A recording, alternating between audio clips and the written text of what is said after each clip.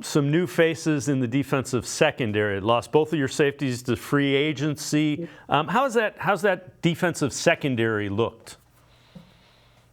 It's looked pretty solid so far. Obviously, with the safety position, Dax Hill being in his second year now, and then Nick Scott coming over from the Rams in free agency, it's going to be a big puzzle piece to this defense that it's going to be intriguing early on. And I think week one against Cleveland is going to be a great test for those two guys there. In the safety position, we got to see a little bit of it in the second preseason game. Nick Scott and Dax Hill were back there for one defensive series.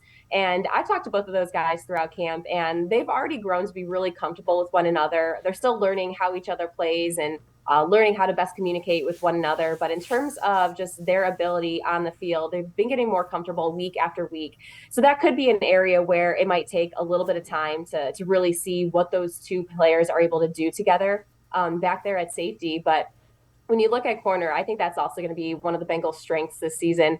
Cam Taylor-Britt had a phenomenal second half of his rookie season, capped off with making a huge interception to seal the deal against Buffalo there in the playoffs.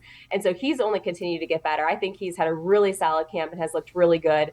And then the Bengals are also getting Chidobe Awuzie back from injury. It was last year in Cleveland when Awuzie suffered an ACL tear and was then out for the rest of the season. So the fact that they're getting him back there at corner is also huge. And Mike Hilton has just been such a consistent, reliable force for this defense. The fact that he's one of the best blitzing corners in the league too is a strength for this Bengals team. So I really think corner, when you look at those three spots, you also have DJ Turner, who's a rookie, who will be into the rotation and into the mix relatively often. I think there's a lot of talent and really something that this defense can lean on.